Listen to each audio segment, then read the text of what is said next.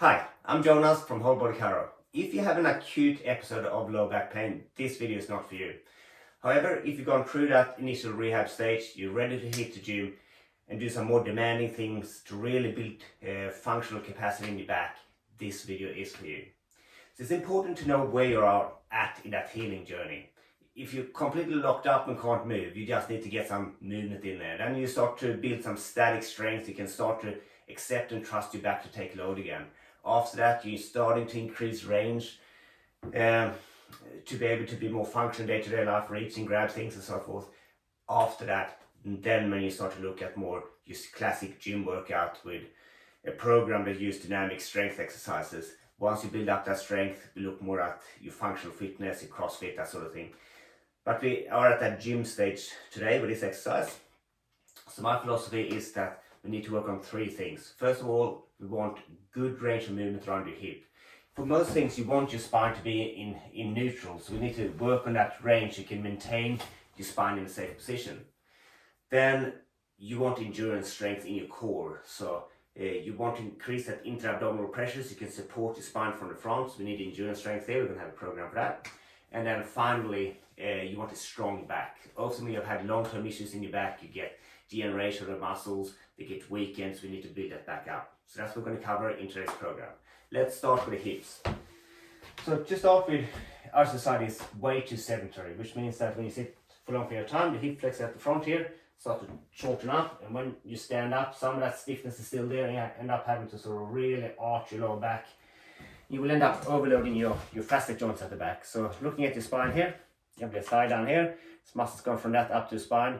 If they're tight, it's going to pull the pelvis forward like that, and then you end up overarching the back and really load these joints at the back here. So to avoid that, you need that strong core as well as good flexibility in the hip flexor. So for the hip flexor flexibility, I like this exercise a lot. The ATG lunge or a split squat. So just keep the back leg straight, front knee bends as far forward as you can while the torso is upright, tall. Let's get a bit of a stretch at the front of the hips there. You can definitely use a weight to pull you deeper into the stretch. The higher block you use to stand on, the easier it is for your knees and so forth. But if you're quite strong and flexible, you can do it even straight on the ground. Slow, controlled movements. It's more about time under load in these positions than the amount of reps you do. So that's the first one. Next up, one of the most common things that people complain about is that I don't feel safe lifting. Bending and lifting is what I do with my back. So a common reason for that is tight hamstrings. So when you bend over to pick things up, if you have good flexibility in your hamstrings, you can just fold from your hip and your back is basically in straight, neutral, and you can pick things up. If the hamstrings lock up early, you can't reach, you're going to have to bend to your back and put a lot of load on your back. So we want to work on that flexibility in the hamstrings. So basically for that, I'm going to keep the torso upright, chest up, straight back, hamstrings and knees locked straight, and then just bending from the hip, pushing your bum back. And here we can use a weight again to pull us in deeper to stretch.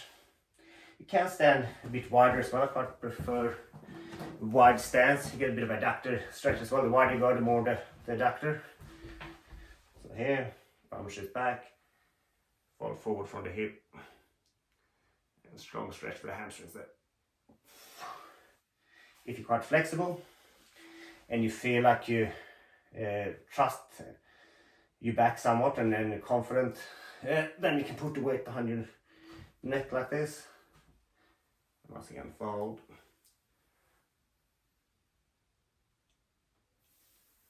Slow reps. You can spend 5 seconds or so, or 2 to 5 seconds down the bottom position. Yes, we want to build strength, confidence, mobility. So that's that one there. For your squat mobility, it's very important when you lift heavy things from the ground to use your legs. You need to be able to have the flexibility to hit those positions.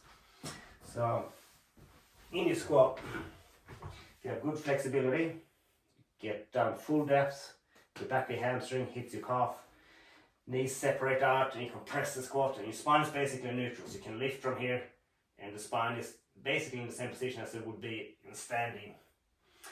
The thing that makes it hard is people are tight in the flexibility in the ankles, they can't shoot the knee forward. They tighten the adductors, so you can't separate that out, so it sort of get pushed back, or the hamstrings tighten and pull in the back. So if you load yourself with weight and try to head into this position, something like a goblet squat, it can work, but it's also a little bit risky on your back. So we're going to work on one side at a time with a side squat, a Cossack squat. So trying to do both sides simultaneously. One leg stays straight, the other one, the knee is bending. And I just sort of slowly try to get into that sort of squat position, just one side at a time. And lift back up. You can use the weight as well. So we'll raise surface here to make it a bit easier. Or you can do it straight down on the ground.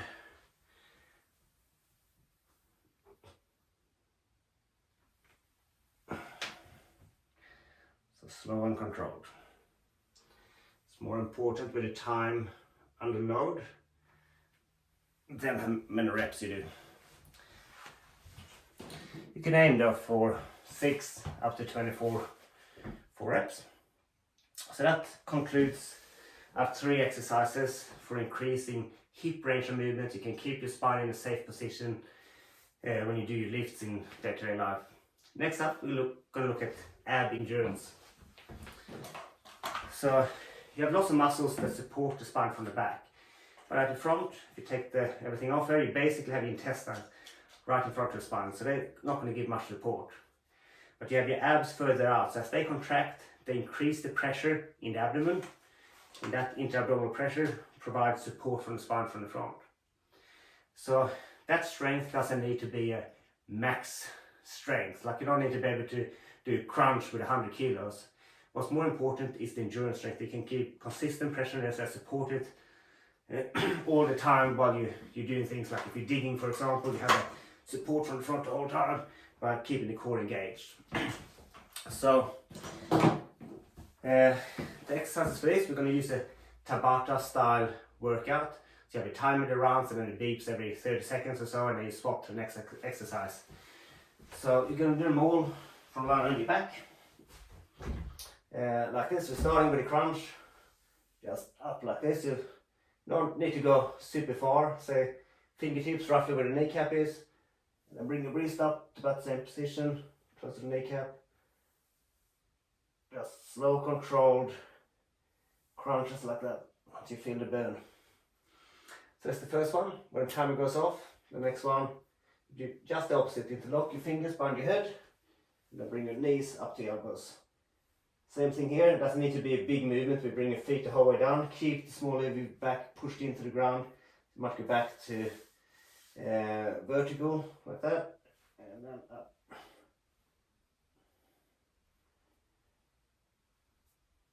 Next up, we're going to reach for the toes up here. So down.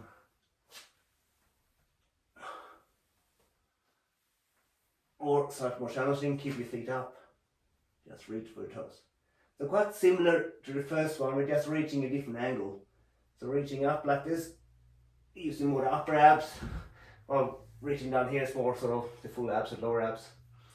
Next up, we're doing the opposite. We're going to shoot the feet up to the ceiling. So just kick like that. To start with, you can have a little bit of a swing like this. As you get stronger, just go straight up and down, pushing your hands into the floor and pelvis up. Right, final one, we're going to do bicycle crunches. So from here, opposite knee and elbow together, and you just stay up in high position, grinding from side to side, really getting that burn in the abs.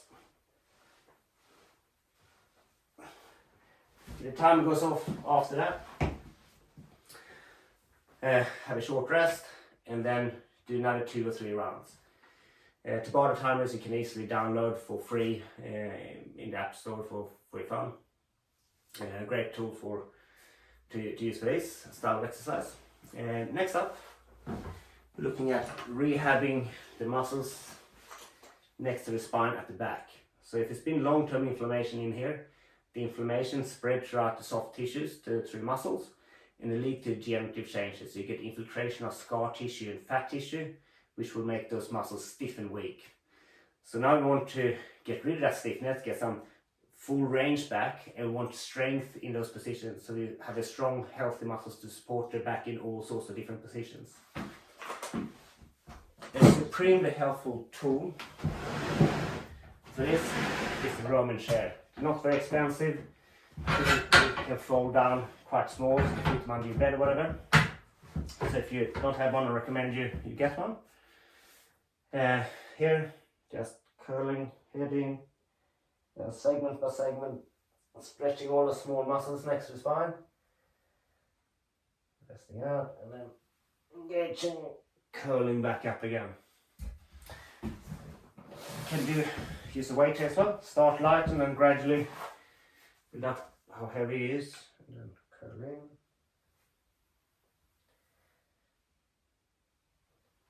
Slow and controlled. You don't need to go higher than neutral. You don't hyperextending your back. You're just going up to sort of and the back being in line with the legs.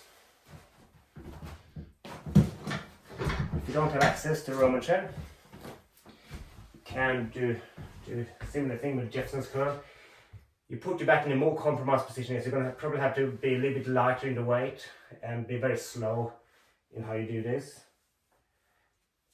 So I would think about this more like a stretch or sort of time under load, just to build tolerance to these positions, and not like a really heavy lift. Like if you did like a stiff leg deadlift, you'd really compromise form like this, you can definitely hurt yourself. So if you do this version, Jefferson's curl, go lighter and approach it more like a stretch than a strength exercise. This, you can have a bit more weight and be sort of more strength exercise focused. Side strength. You have a Roman chair, you can do sort of side bends here. Slow and deliberate, just stretching out, getting that stretch component. String out on the scar tissue fibers, and then engage and lift back to build strength. Could potentially use a weight, be careful. It's quite a compromised position here.